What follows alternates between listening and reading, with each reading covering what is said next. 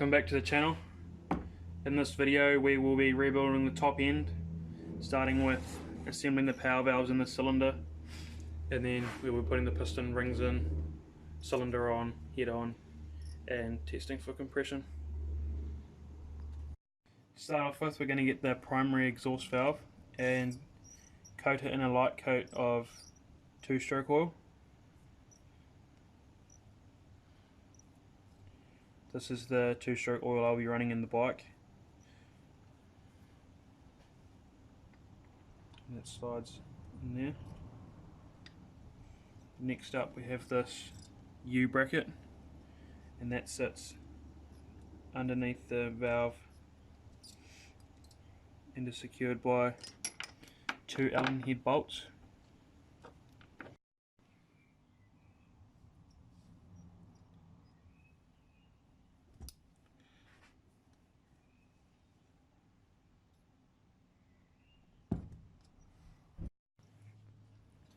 Next we have these 2 secondary valve things. Just want to lube these up with a light coat as well.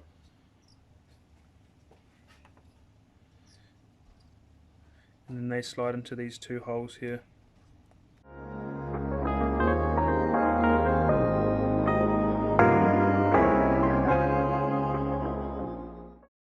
Next, these 2 springs, you have to separate them apart that way, and then they slide over those dowels there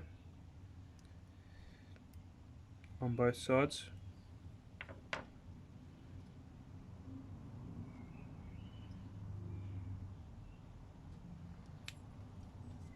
Like so. And then together they slide up onto your primary exhaust valve.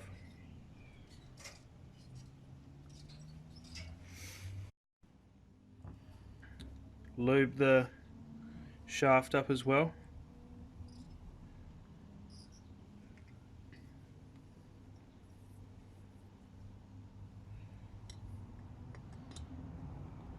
And that just slides through all this.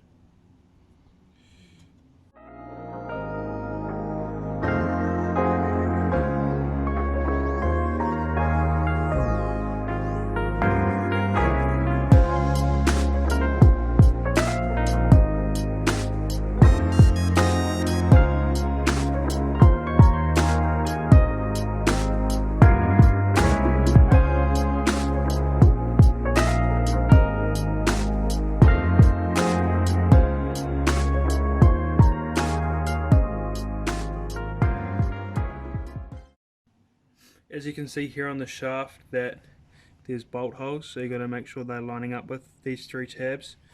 The bolts haven't arrived in the mail yet, so I'll be putting them in once they arrive. So this dowel slides into the hole there, and then coat these in a bit of 2-stroke oil.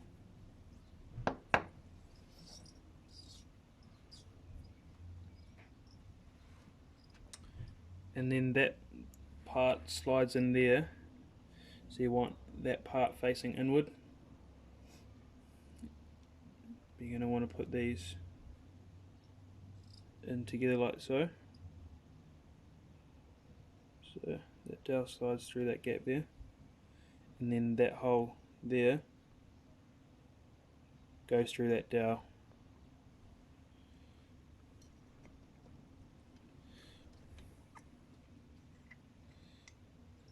And just rotate until it sits flush, and then this disc goes that side facing in,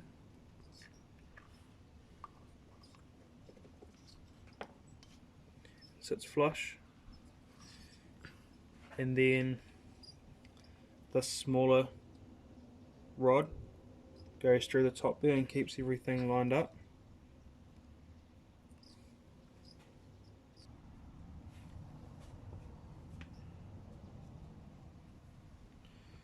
And then lastly, there's this bolt with the hole in it. Put a bit of Loctite on that, and then that slides over the top of that rod and tightens against the cylinder.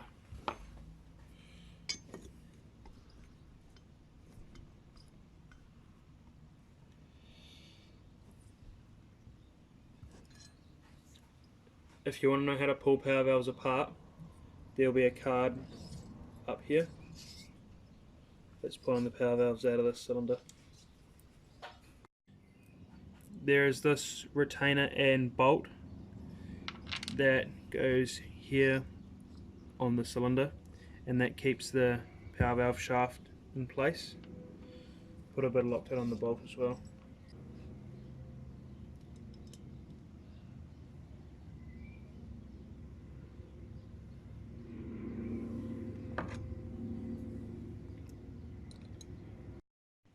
And just do the same on the left hand side of the cylinder, except this side has this power valve tensioner that just sits in there.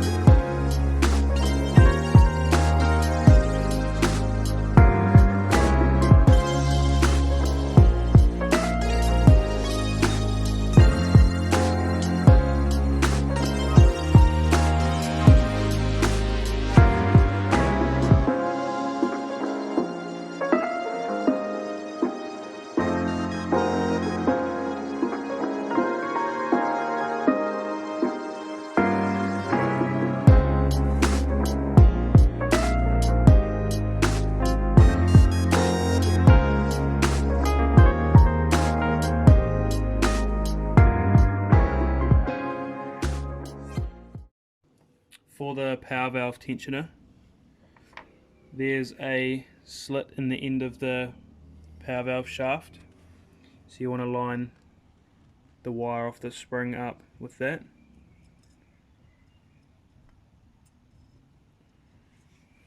And then the same for this, the slit in this lines up with the wire off the spring.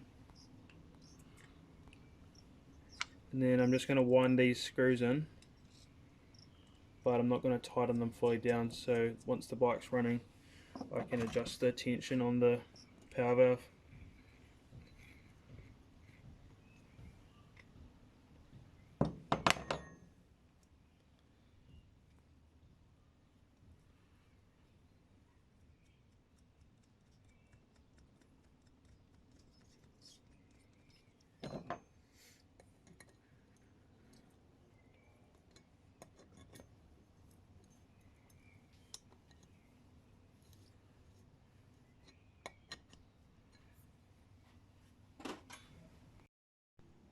So here's the new piston circlips, needle bearing, through pin and ring set. We'll put them on the end of the crank now.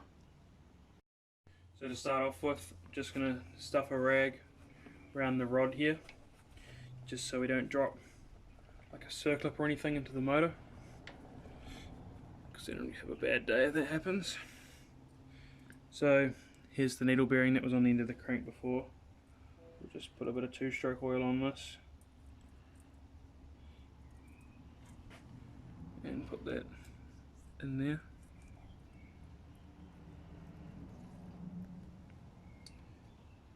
I've already stuck one of the circlips on one side of the piston, so now we just have to stick the rings on top. There's a little R on the top of the ring there. It faces upwards. upwards.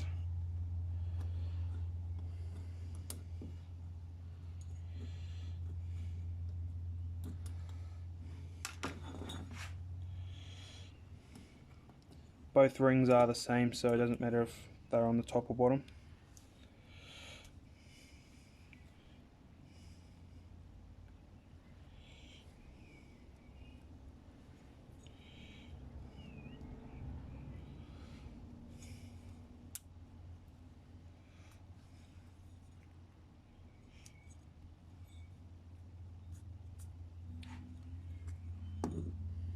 and then the R facing up again.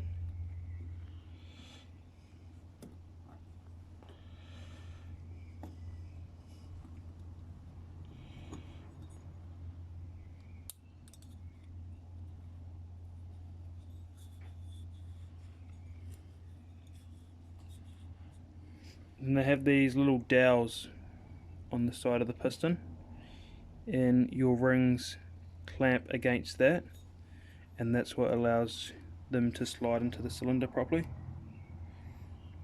So I'll just oil the rings up again.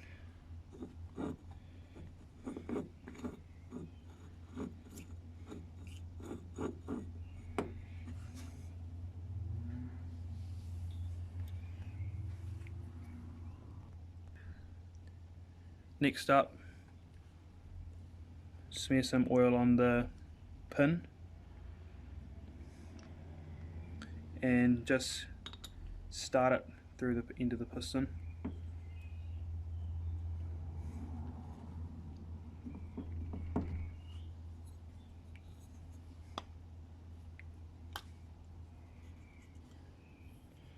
Like that. And then there's always an arrow on the top of your piston, so that says EXH for exhaust, so you want the arrow facing towards your exhaust port. So slide that over the top of your rod and then push your pin all the way through to the end of the piston, like so, and then you can put your last circlip on the side of the piston. Alrighty, I just got the other circlip on the end of the piston. So now we'll just give everything a good lube up and then drop the cylinder on top. So now we have the piston rings, needle bearing, all that lubed up. We have the cylinder walls on the cylinder all lubed up, and we have the base gasket on. We can compress the rings on their little slots and slide the cylinder over the top of the piston.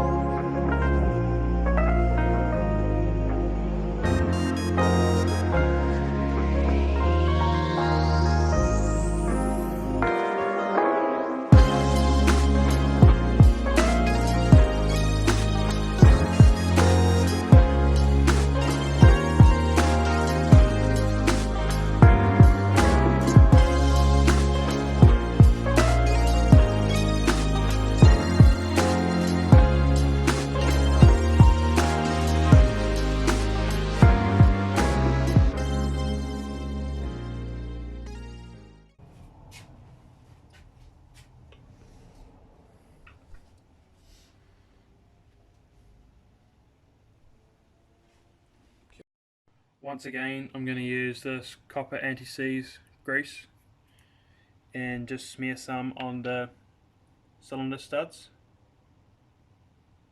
just to stop the nuts from corroding onto the studs, in case this motor needs to be pulled apart at a later date.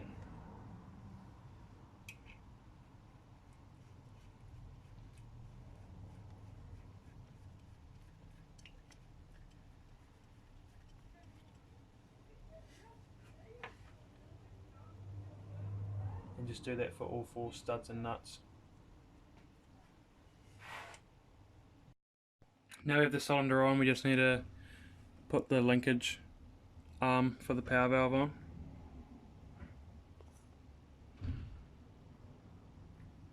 So that bolt just threads through there.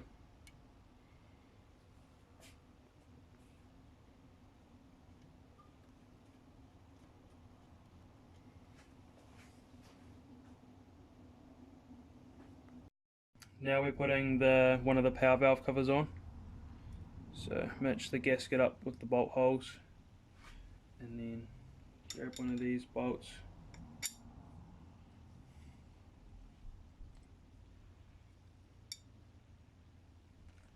and put a bit of Loctite on them.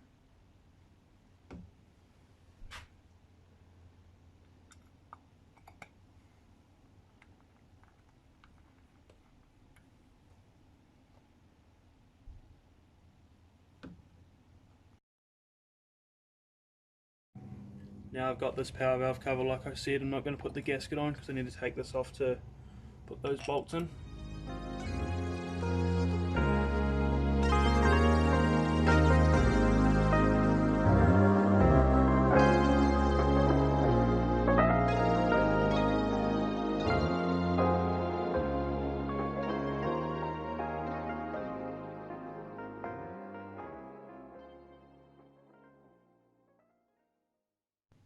Right, so this head is a O-ring type head.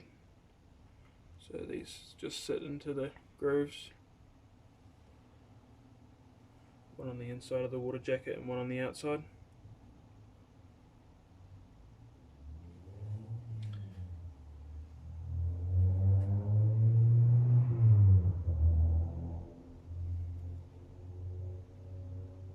Like so. And then the head can slide over the top.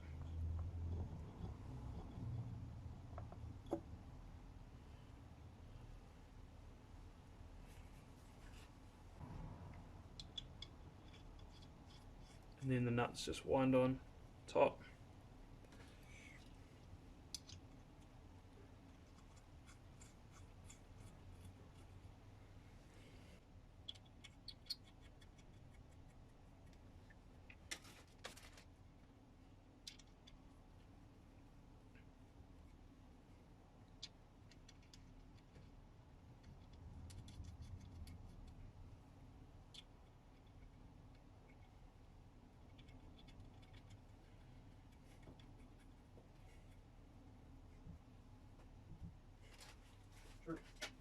For the last power valve cover, just goes over there.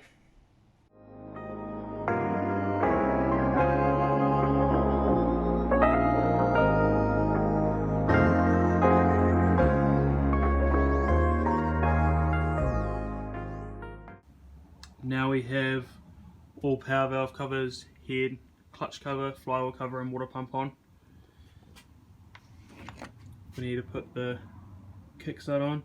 I pulled this apart off camera and re-greased it, so it's working buttery smooth now.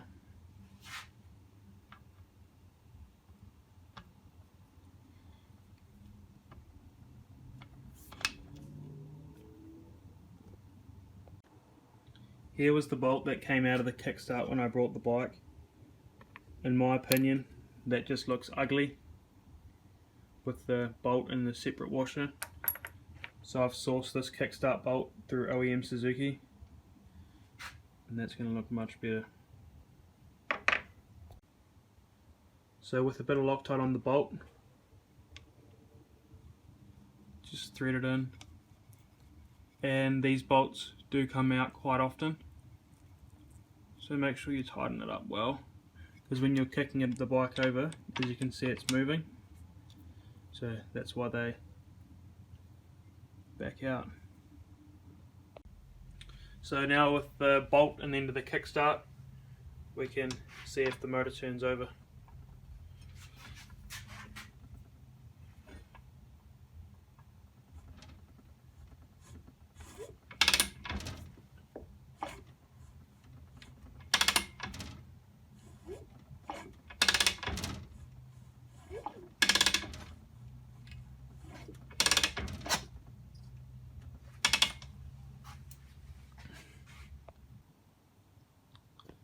And the last thing we have to do on this motor is install the reed cage, intake manifold and bolts.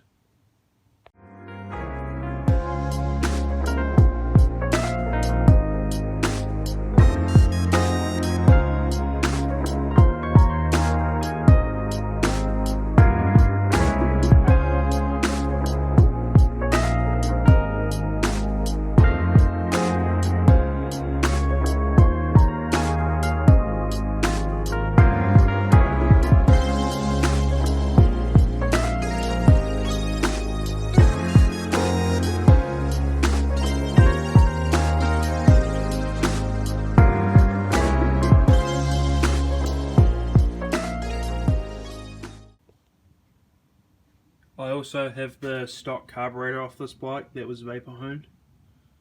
I need to buy a carb rebuild kit and get this thing freshened up. but we'll put it on the engine for now anyway, just to see how it'll look. Alrighty guys, that's going to wrap up the RM250 engine build. Super stoked how this thing came out with the black accents and the vapor blasted cases. Looks so sick. Can't wait to get this thing in the frame and see how it runs. If you enjoyed the video, please make sure you like and subscribe, as I've got much more content to come on this bike, other builds and riding videos. And I'll catch you guys on the next one.